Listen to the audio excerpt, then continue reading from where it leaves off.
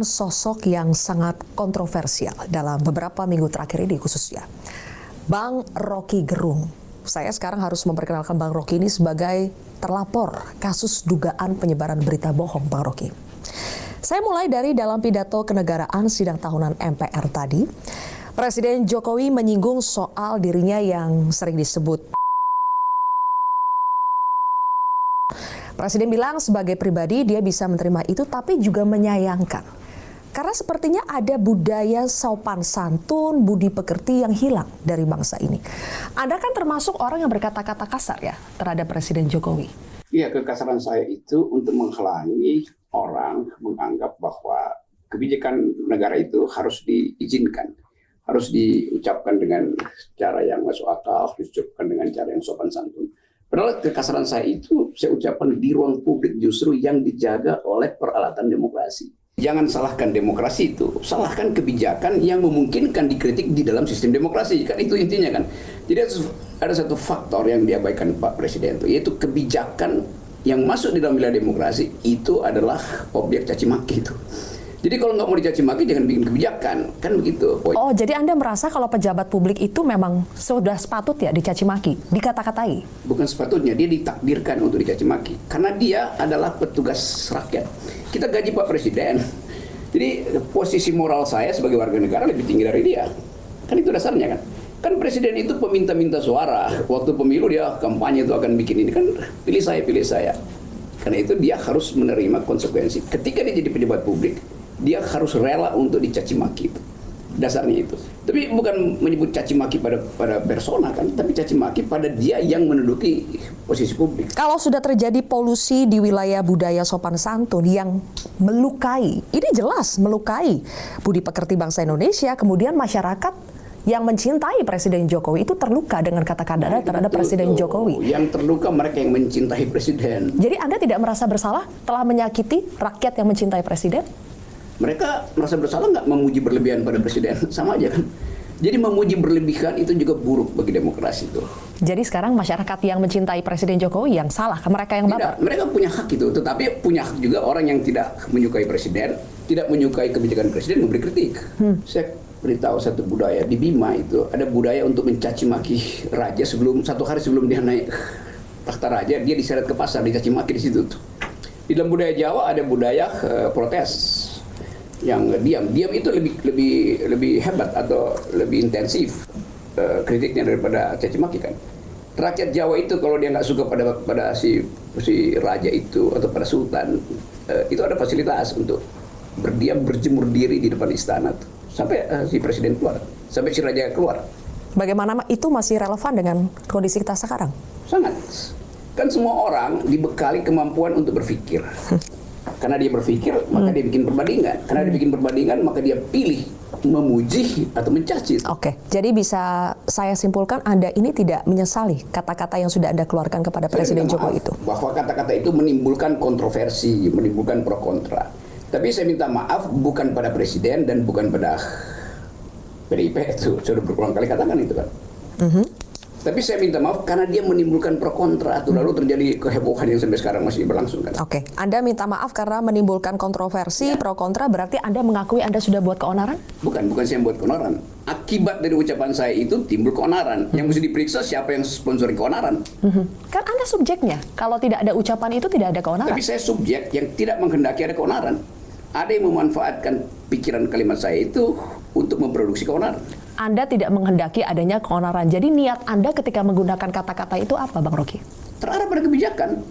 Kan waktu itu saya ucapkan dua hal. Saya kritik kebijakan IKN dan saya kritik kebijakan Omnibus Law itu.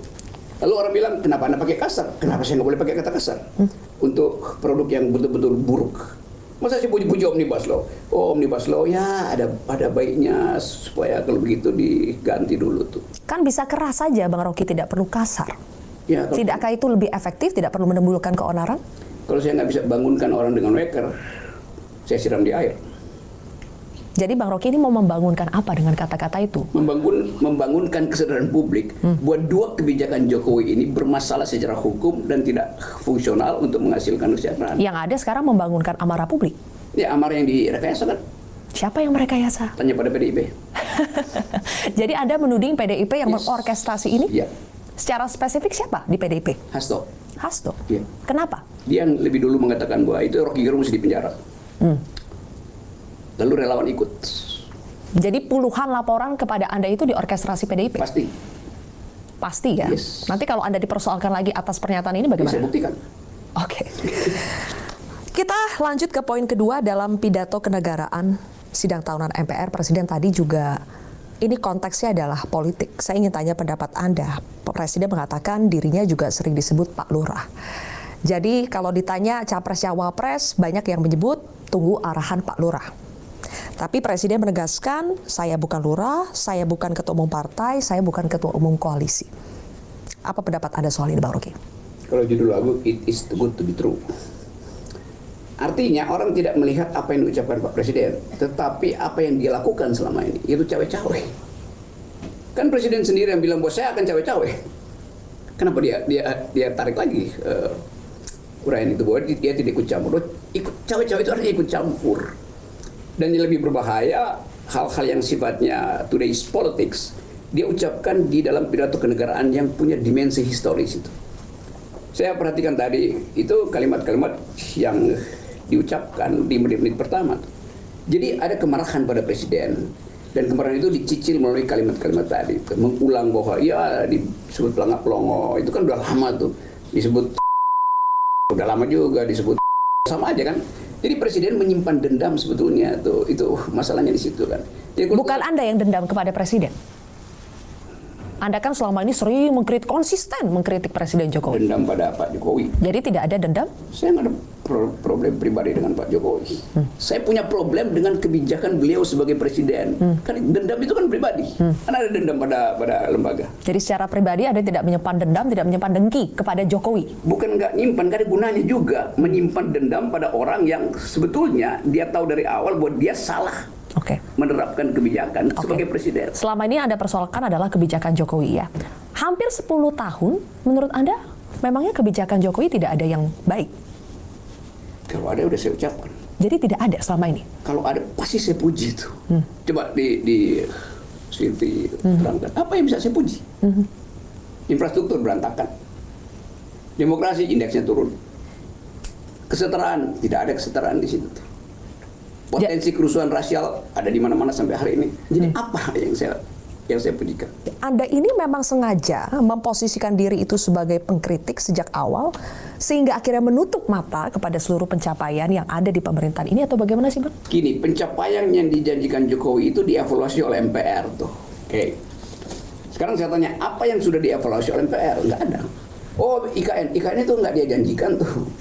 Saya memuji kalau dia melakukan sesuatu melampaui tugas dia, beyond the call of duty itu. Apa yang dibikin presiden? Mestinya presiden bilang saya bikin pertumbuhan ekonomi 7%, kan nggak jalan kan? Disparitas, Gini rasio, oh itu muter-muter di situ aja kan.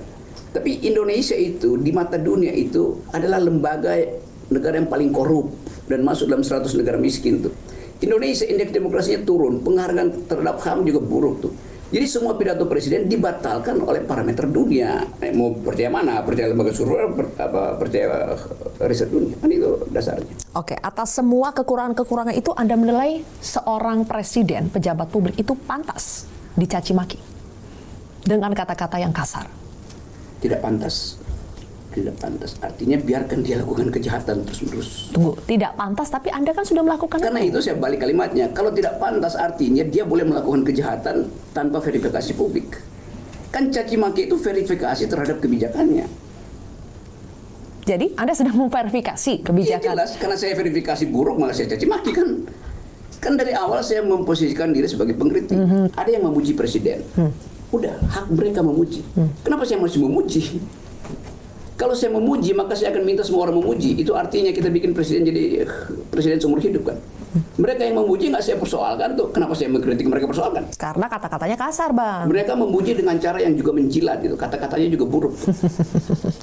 Oke, sampai Rabu 16 Agustus sudah ada panggilan dari penyidik Bareskrim Polri? Belum? Belum. Iya. Nggak ada panggilan. Anda pernah dikontak dari Polri?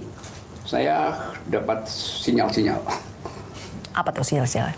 Sinyal yang agak sumir bahwa ada kesulitan untuk merumuskan delik. Dan mesti saya bilang, ya taruh aja satu poin di situ kan, toh akan batal juga di pengadilan tuh. Jadi saya bisa bayangkan kesulitan dari polisian karena di awal mereka udah katakan ini nggak ada delik, tiba-tiba masuk 25 atau 30 laporan ke Polda lalu diambil alih, balik lagi tuh. Jadi buat apa mengambil ulang kasus Beli yang udah di awal dinyatakan ditolak gitu. Itu tinggal soal psikologi kabar skrim tuh. Yang ditolak kan yang tidak ada deliknya soal yang penghinaan presiden. Ya. Tapi kan sekarang jadi pasal 14, 15 Undang-Undang Nomor 1 1946 tentang peraturan hukum pidana. Jadi Anda dituding menyebarkan hoax, Bang. Iya, tapi itu kan bahaya juga tuh. Saya bilang kalau saya dapat turun, jangan pakai hoax itu karena saya bisa bongkar lebih banyak lagi hoaxnya Pak Jokowi kan. Itu asalnya. Apa Pak Jokowi nggak pergi ke Cina? Ada kok. Tapi kan kata-kata Anda, Presiden Jokowi menjual IKN ke Cina. Ya, nyari investor harusnya menjual, bukan membeli. Jadi Anda menilai bahwa tidak ada unsur hoax di situ. Kalau kata-kata itu yang dipersoalkan.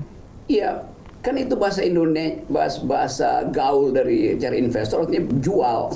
Apalagi jual Kalimantan yang udah dinyatakan sebagai paru-paru dunia itu kan. Jadi itu bagi saya itu jual masa depan. Kembali lagi berarti sinyal-sinyal yang ada maksud tadi, Anda ingin mengatakan bahwa penyidik sendiri bingung mau mengusut apa ini soal Anda, tidak ada delik di situ. Tuh kan ini kan masalahnya karena saya yang ucapin tuh. Semua orang ucapin. Faisal Basri kemarin ucapin macam-macam tuh. Tapi karena saya, padahal saya konsisten mengucapkan hal itu kan. Kan bukan baru sekarang saya kasih kritik dengan kalimat yang tajam semacam itu kan. Jadi ada momentum yang berupaya untuk dilekatkan pada saya sehingga ya paruh persekusi ke saya sebetulnya kan. Oke, tadi Anda mengatakan Anda ditarget, ada PDIP di belakang ini yang mengorkestrasi. Kenapa Anda? Ya tanya PDIP itu. Menurut Anda kenapa? Kan Anda bisa, tahu. Anda yang menuduh PDIP. Kalau menurut Anda kenapa? Saya menuduh karena faktanya begitu. Pertama kali saya dihalangi itu oleh ketua PDIP Jogja yang adalah anggota DPR tuh. Menghalangi saya bertemu dengan 1.000-2.000 mahasiswa itu.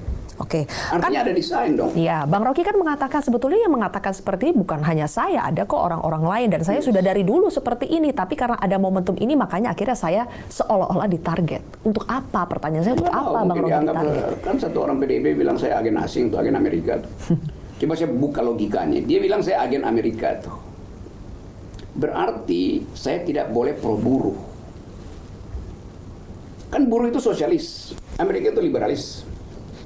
Jadi kalau saya anti buruh itu baru saya agen Amerika. Nah saya pro buruh. Kan si Benny itu kan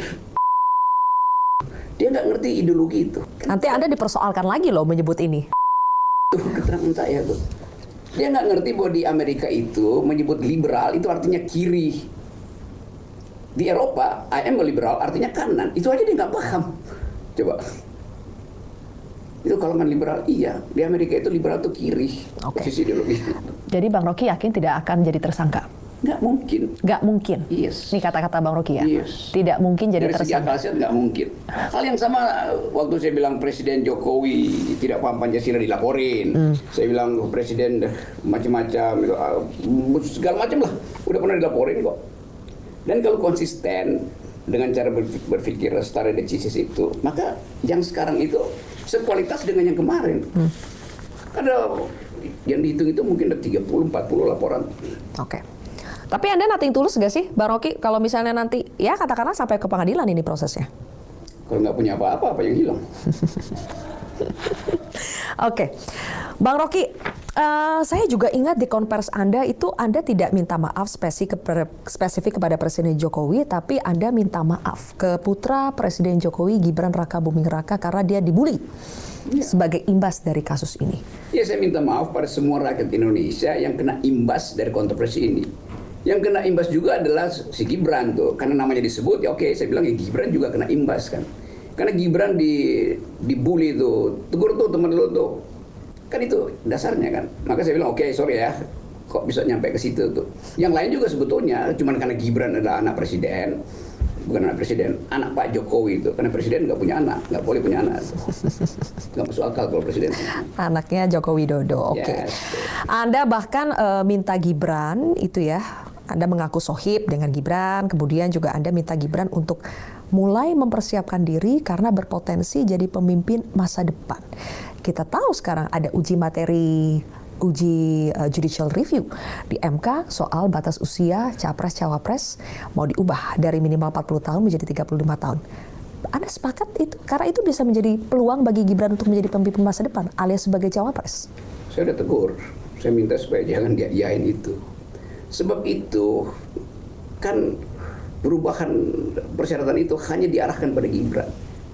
Kan itu namanya dia egois. Mestinya Gibran bilang, oke, kalau berlaku pada semua orang itu saya mau tuh. Tapi siapa yang dimaksud dengan yang disasar oleh perubahan itu? Kan Gibran. Kan nantinya memang akan berlaku untuk semua orang, Ya, tapi hanya satu atau hanya 2, 3 mungkin yang bisa menjadi cawapres kan Bang? Iya, siapa? Kan cuma Gibran yang dihitung kan. Yang diucapkan di publik cuma Gibran. Mana ada orang lain yang punya potensi jadi wakil presiden dan usianya seusia Gibran? Nggak ada. Jadi itu manipulatif tuh. Karena itu saya bilang oke, dipakai aja 2029 supaya banyak anak muda yang masuk dalam parameter itu kan. Tapi nggak apa-apa dong kalau misalnya ada memang sosok anak muda punya potensi, kan Bang Rocky juga mengakui Gibran ini punya potensi yang besar. Punya potensi, tapi ada aturan etik di dalam konstitusi. Perubahan konstitusi harus menguntungkan yang di depan, bukan yang sekarang. Itu prinsipnya. Kalau saya ubah konstitusi, bukan demi saya, demi yang berikut itu. Jadi kalau misalnya 3 periode, iya bukan buat saya, buat yang berikut. Kan nggak mungkin konstitusi dibuat hanya untuk kepentingan subjektif satu orang. Sekarang ada juga nih, Bang Rocky wacana ya, MPR punya wacana untuk mengubah atau mengamandemen Undang-Undang Dasar 1945. Di antaranya adalah menjadikan MPR sebagai lembaga tertinggi negara lagi, yang artinya bisa memilih presiden. Kemudian juga mengatur soal nanti penundaan pemilu karena kondisi-kondisi darurat tertentu. Apakah itu bencana, apakah itu pandemi. Anda menilai ini murni motifnya adalah demi kepentingan bangsa, memang kita perlu memasuk